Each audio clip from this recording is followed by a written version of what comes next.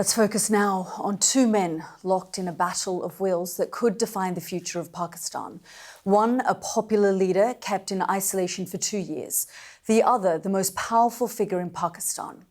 Former Prime Minister Imran Khan was jailed for corruption and leaking state secrets, but he still looms large on the political scene.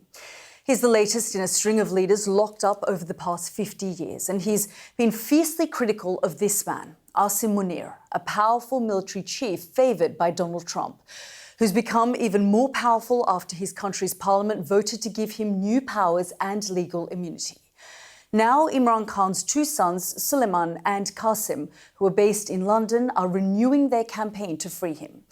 They describe what they call his death cell, what it felt like to see rumours of his death online, why they believe he will never strike a deal in exchange for his freedom. And they shared some of their fondest memories of their father. Have a listen to my exclusive interview. Yeah, sorry. That's from a charity match where me and my father actually got to bat together in a partnership.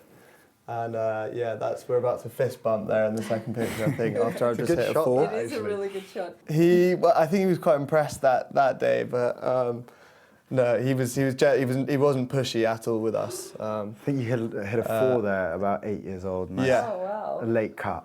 But he talked about that partnership a lot growing up. Yeah, there's a great scorecard where you have both of their names, S Khan, I Khan, and then me. I think I got out on a duck. Oh no, yeah. Never a great batsman. No. I want to ask a little bit more about his conditions in prison. You spoke a little bit about what it's like inside, but what do you know about how he's coping in there, solitary confinement? If you can describe to us what that's like inside there and how he's doing. I mean, he's a 73-year-old man as well. The conditions are awful. They're not bad, they're awful. It's, it's been described as a death cell, the cell that he's in, because I think inmates who have been put on death row have been put in these small cells before with barely any light. Sometimes the electricity's been cut off. Dirty water, as Kasim was saying, and just completely substandard conditions that don't meet international law for any sort of prisoner. So what went through your minds when you saw the images of him that were circulating on social media, that perhaps he'd died or he'd been killed? There were all sorts of rumours swirling because, of course, there was no family contact, even though every Tuesday family members, based on the court, are supposed to see him and make contact with him, and they hadn't for several weeks.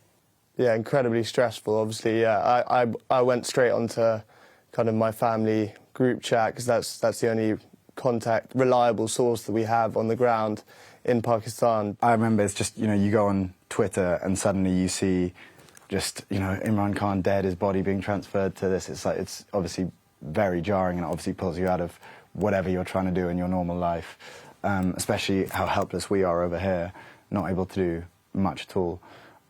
So it's not ideal. And what did your aunt say about seeing him after that period when that started to generate a lot of headlines and the international media got involved, the international community got involved? Suddenly she was allowed to see him again. What did she say about how he was?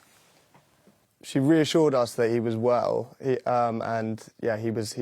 seemed healthy and well, but he was furious about the conditions he's being kept in, and he dictated a tweet, I think through her, or maybe, potentially through her.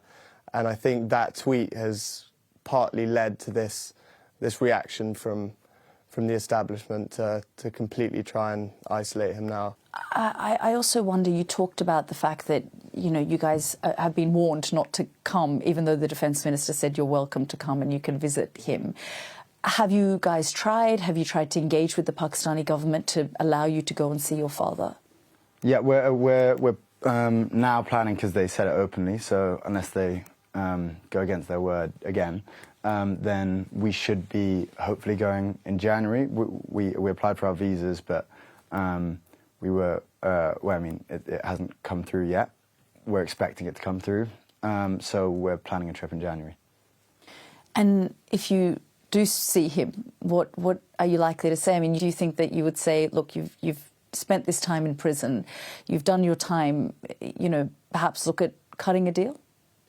What you have to understand is it's his life. It's literally his passion and his goal. He calls it his life purpose, is to help Pakistan rid it of corruption. And so if he just took a deal and came over to us and lived in England, I know there would be this kind of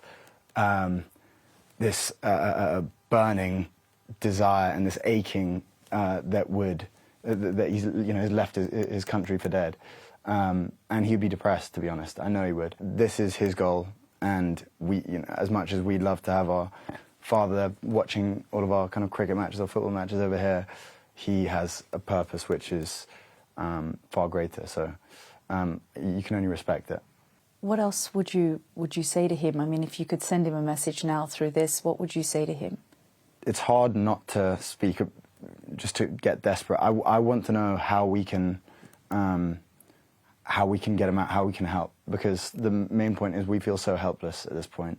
I mean, there's so much to catch up on. What we've been doing in the past 6 months, how is life with us, and he refuses always to talk about his conditions. He's like, oh, don't worry about me.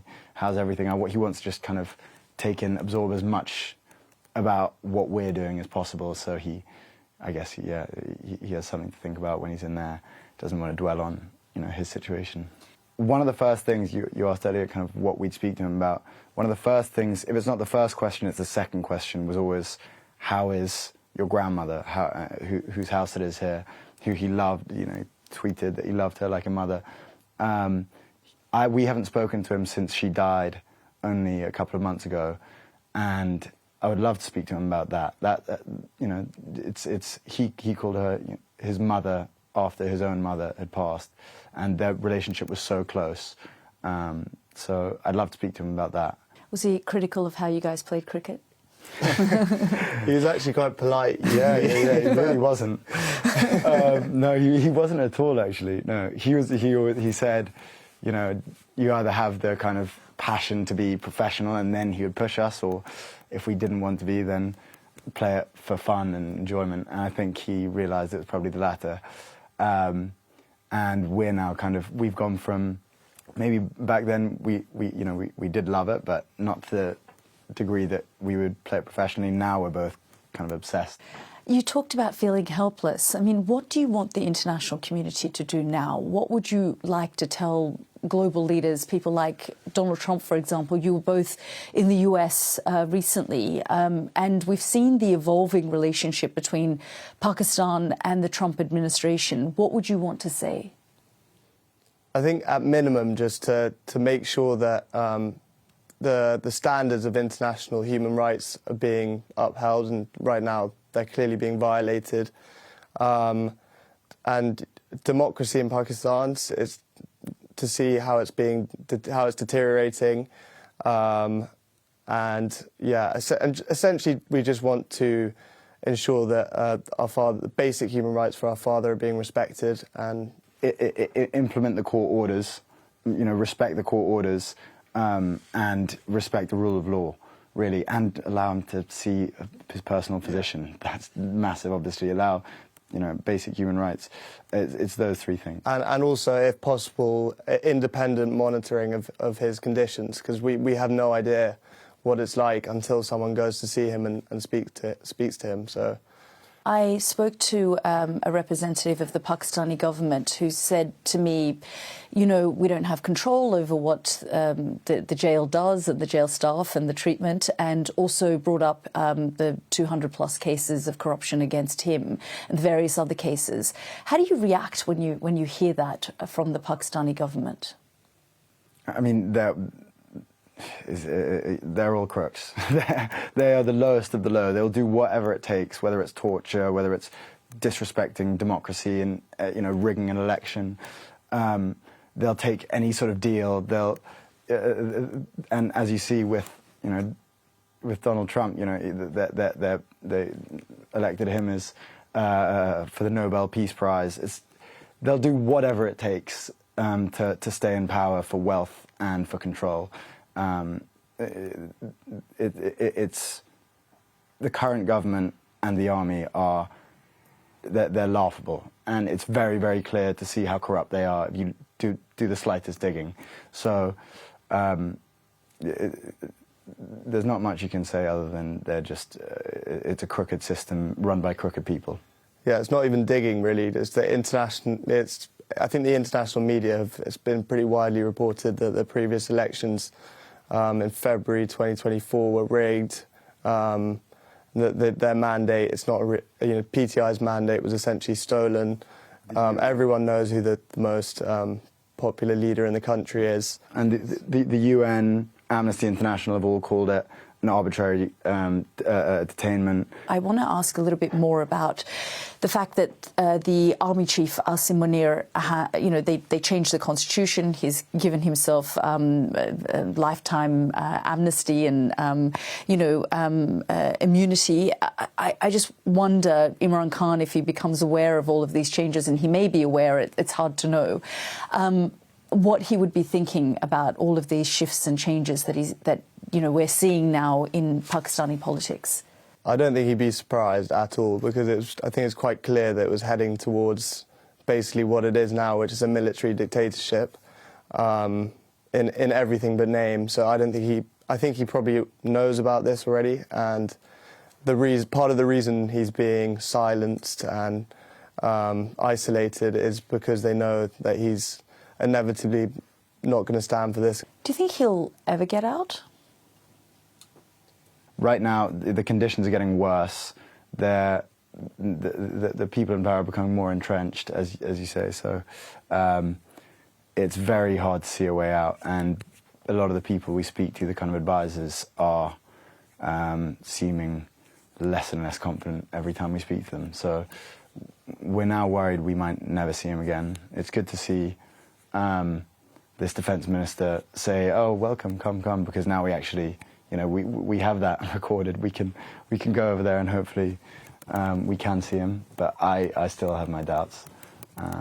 Yeah, and also the fact that he's not the sort of person who's going to make any compromises or cut a deal. So, at the moment that looks like the only easy route out. But I think international pressure is always an effective way of forcing change in these situations. I wonder on messages, what you would say firstly to the Pakistani government, and what would you say to the Pakistani people? Because, many say that they are held hostage by corrupt governments and these authoritarians who are changing their constitution, and it's going down a slippery slope of authoritarianism.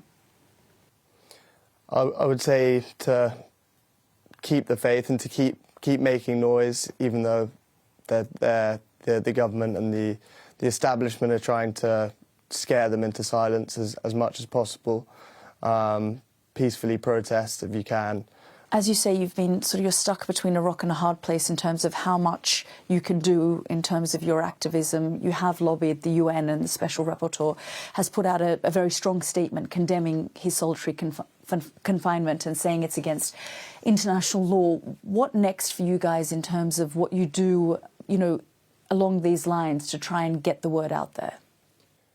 I think more media like this to spread the word, and also we're looking to do more advocacy, to do trips maybe to Brussels or Geneva in January to speak to politicians and officials about this situation. You talk about when you were little, 4 and 6, the conversations that your father had with you.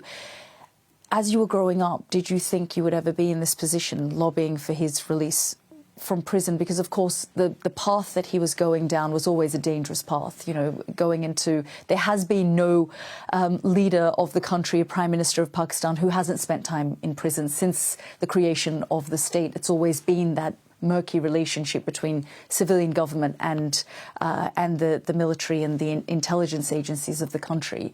Did you think that you would be faced with this day?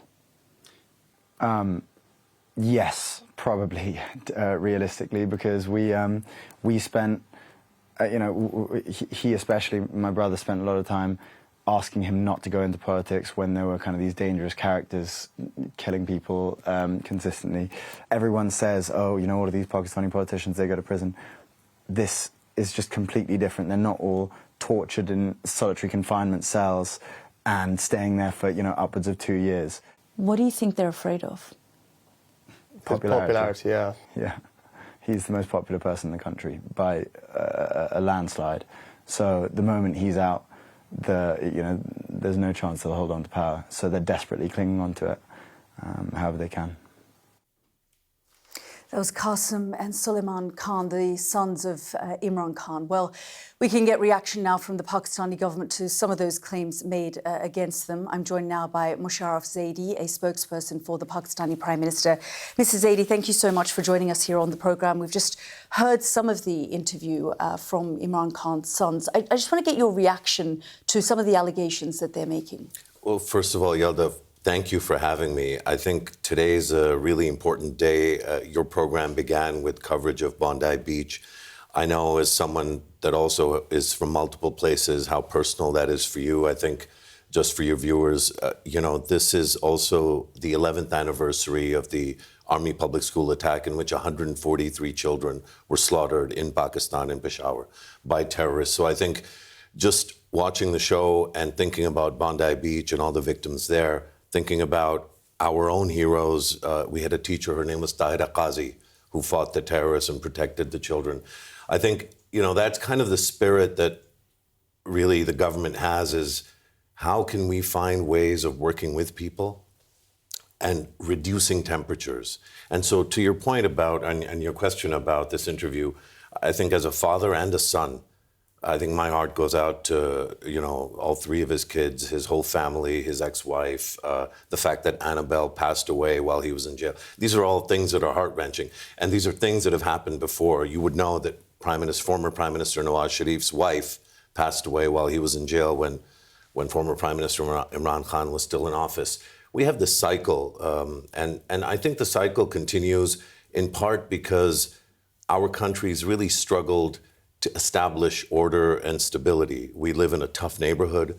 We're surrounded by Iran, Afghanistan, China, and India. These are big countries. Because of my new role, I'm not allowed to say anything disparaging about any country, and I would never. But it is a very tough neighborhood. And so when we have domestic unrest, a lot of enemies of Pakistan use that unrest to further deepen the divide, to exploit people's needs. But just on this particular point, the fact that the boys are talking about solitary confinement, the fact that they're talking about him being in this solitary confinement for an extended period of time. And I just want to read to you what the UN Special Rapporteur on Torture, Alice Jill Edwards, said. I've read what Alice has said. I've read what Jared Genser has been saying. These are people that we respect a lot. And let me just inform our audience what they've said. They said Khan's solitary confinement should be lifted without delay. Not only is it an unlawful measure, extended isolation can bring about very harmful consequences to his physical and mental health. Your response to that? Well, I'm nobody to respond. I think his own sister. Sure, yeah. but I think on the condition of Imran Khan, his own sister is the best spokesperson for his condition because she's the one that's met him in the last 10 days twice. Even today, and she came out today they weren't able to go today. No. There was a meeting yesterday. There was a meeting 5 days ago. And in those... Today is the day of being able to see Imran Khan. Family members have not been able to go in. That goes back and forth. And so I want to run some numbers by you, but you have to give me a moment to get through them. I absolutely will, but I just want to kind of get your response to the solitary confinement. That is what I'm going to respond to, okay, because I think the term solitary confinement, death cell, proof of life, you've used the term proof of life a lot of times, and I've been thinking, I can't wait to talk to Yalda. But you saw the rumours that circulated on social media because there was no proof of life. But Yalda, you and Richard did a show on AI-generated interviews and disinformation, and then it's almost like the same people that are victims of disinformation, in this case it was you and it was the person you were purportedly interviewing. Imran Khan's sister. Right, yeah. And when the same people become victim to or and I'm not suggesting this, but when it seems like they themselves are propagating disinformation, that becomes a real complex challenge. That's why I get let you me to go through the numbers. I want you to address the solitary Absolutely. confinement Let's and why go the to- international community, the UN, is saying it's unlawful. Well, I think the UN folks have been watching Sky News too much, so maybe they need to chill. I mean, But you would think the special rapporteur would know what she's talking like about. I said, I think Dr. Alice, Jared, these are huge names in their fields, and I think the government absolutely, Pakistan is very, very keen on multilateralism. It's really a way of life for Pakistani diplomacy. I want to keep you focused. Go ahead. On this, Imran Khan's been incarcerated for about 860 days. How many unique visits, interviews is what we call them in our system, do you think he's had in those 860 days? You tell me, you've got the numbers. He's supposed to get, as you said, one every week, Correct. and it's been about 112 weeks. He's had 870. But just on his family, he's had 137 meetings with his sisters, 45 with Alima, 49 with Uzma, 43 with Nori. Now, Uzma's numbers are a bit outdated. I think he's had 2 more since then. So can you... These are 137, 140-ish So meetings. help me understand why the boys haven't spoken to him on the phone. I'll come to that in a second. 4 months for one and 5 months for I'll another. come to that in a second. But this doesn't sound like solitary confinement to me. But let me give you more. Okay. He's had 451 interviews with his lawyers. 451. Well, right now, in 860 days. the UN is saying that he hasn't got adequate medical attention. Let me get to the medical. I have a list. Of 30-plus visits. Not only by the way, there was some talk about military. There's no military doctors. In fact, Dr. Faisal Sultan... So his personal physician is allowed to see him? Dr. Faisal Sultan has seen him... His personal physician is allowed to see him? Yeah, absolutely. And they have seen him multiple times. Again, luckily, I mean, I was. Why is the UN special rapporteur saying this? Why is the family saying that they didn't know where he was because for 4 weeks? they're being misinformed. Why today are the sisters still waiting outside the jail and they're not allowed to go in? The sisters aren't waiting outside the jail. I was told it was Imran Khan supporters. 2 o'clock in the morning, and they're still outside. It's almost 3 now, and they apparently there's been lots of instances of protests, and in fact, part of the reason that there was a gap. So I want to get to, since you asked the question, and I know what the question is, because, of course, I've tried to prepare. There was a gap of about 3.5 weeks in which the meetings were suspended. Now, those meetings were suspended because in every instance, there was a huge security issue that was being created. Every interaction that the former Prime Minister, Imran Khan, has had with his lawyers, with his family, becomes a political meeting. So then, wait. Now, let me. You read me some stuff. Now I want to read you Rule 265. But listen, I want to get. If you never let me finish a point, I'm never going to get to really answer any of your questions. I will. But you're throwing stats at me, and all I know is I've spoken to I'm just trying to respond to questions. I would never throw anything at you. When I spoke to his sons today, they've said that they haven't spoken to their father for 5 months. Why? So his last phone call was in September. I'm not sure whether one of the boys was on it or not. But like I said, I don't want to get into, and I don't think anyone in this government or in any government anywhere would want to get into an argument with 2 young men who have not seen their father in a long time, but against whom there is no sanction to not see or not speak to their father. None. Now let me get through. The most important part of this conversation. Go ahead. Give me Rule that line. 265 of the prison rules. The boys and everybody quite rightly say rule of law. Follow the rules. Listen to the court order. Including the solitary confinement. So I've already dealt with this. No, but this I mean, is not solitary confinement.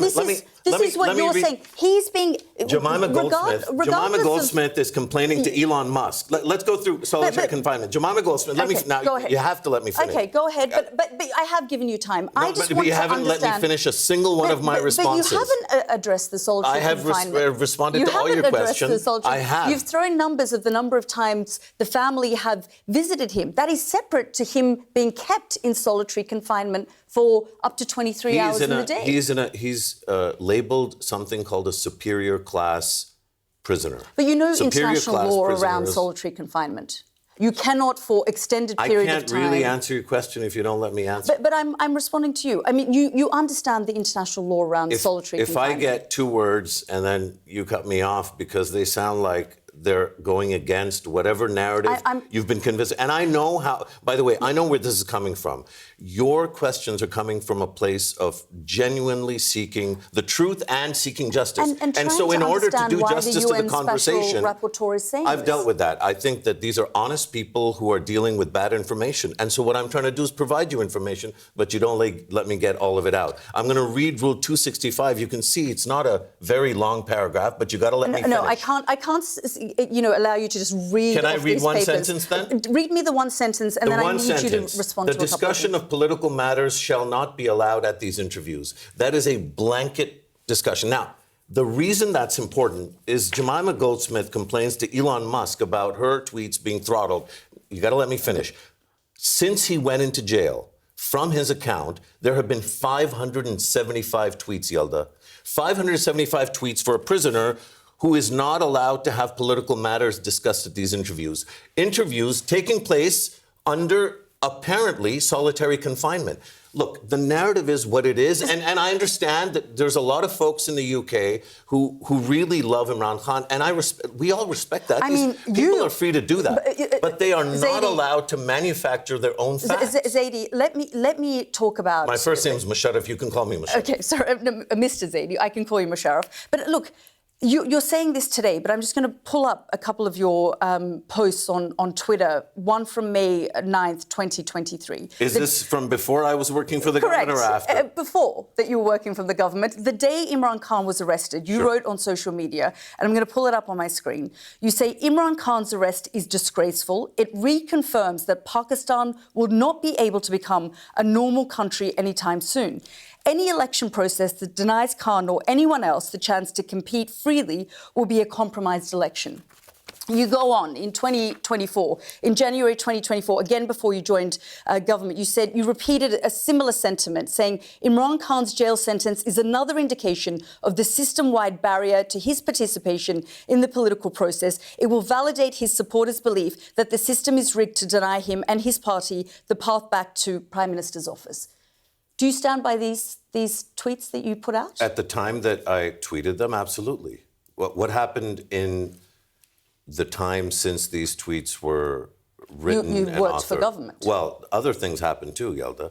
Pakistan was attacked by a country almost 10 times its size and was able to defend itself reasonably well, even though it has trouble, the country has trouble convincing folks that that's the case. Not only was it attacked by India, but there was an attack from Iran, and there's constant terrorist attacks from Afghanistan. But what does that have to do with Imran Khan's treatment in jail? The circumstances of the way in which Pakistan has to deal with its local security and governance challenges. Are you saying Imran Khan is a threat? Fundamentally. A national security threat? Absolutely. Is that why the defense minister responded to my deep fake as though it was real news? The defense minister of Pakistan put out a statement as though the deep fake that was created between me and Imran Khan's sister, talking about the India-Pakistan war, which was totally fake. He responded to it as real news. I mean, if we are going to talk about disinformation... The defense minister is in his mid-70s, and he's an old-fashioned guy. He fell for fake news.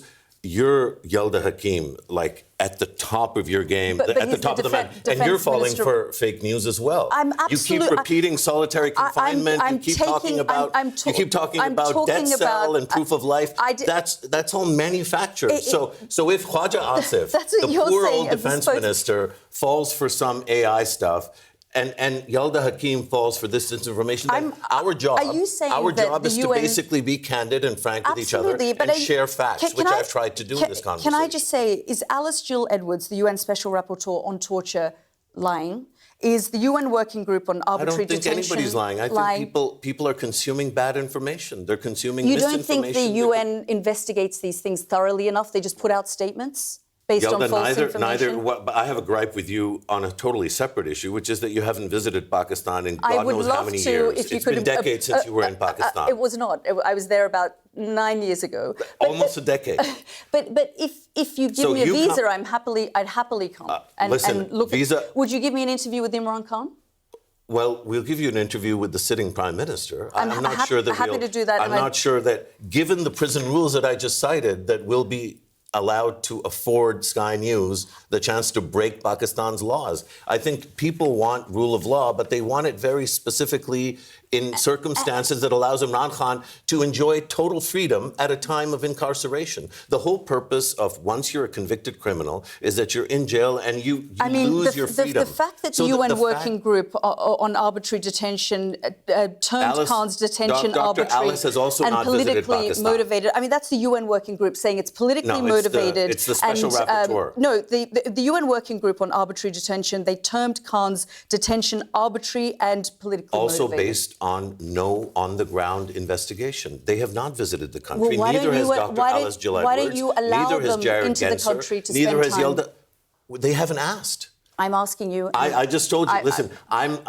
so visa officer is slightly below sort of my pay grade, but I'm still happy to put in a call. And anytime you want to visit Pakistan, we'll welcome you with open arms. I think we're so proud of the excellent work that you do. We're concerned about how much disinformation is getting across your filters, but other than that, we would be happy to welcome you to Pakistan. There's a lot to talk about in Pakistan. We're going to privatize our national airline. We've gone, our credit default swap rate was at 40%. It's gone down to 4%. Our inflation was at 40%. It's gone down to 4%. There's a real story in Pakistan, and the one you're covering isn't it. No, the treatment of a former prime minister being described as arbitrary detention, treated politically like a prince, motivated. meeting 870 times with his lawyers, his family. I asked you to defer to the UN Special Rapporteur on torture. Musharraf Zaidi, I'm sorry, I've got 10 seconds before the top of the hour. Thank you so much for joining us. I really appreciate you having me on.